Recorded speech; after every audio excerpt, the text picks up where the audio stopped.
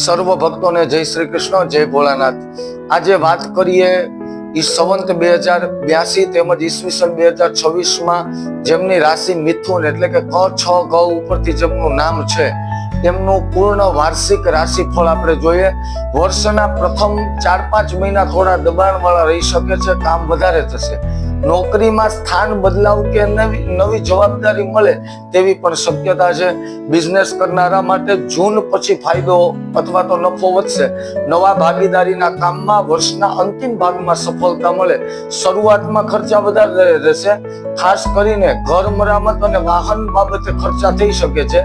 મે પછી આવકમાં વૃદ્ધિ અને બજાર રોકાણમાં ફાયદો છે, પણ જુલાઈ ઓગસ્ટ આ 2 મહિના છે એ શેર બજાર કે રોકાણ માટે ટાળવા અત્યંત જરૂરી છે।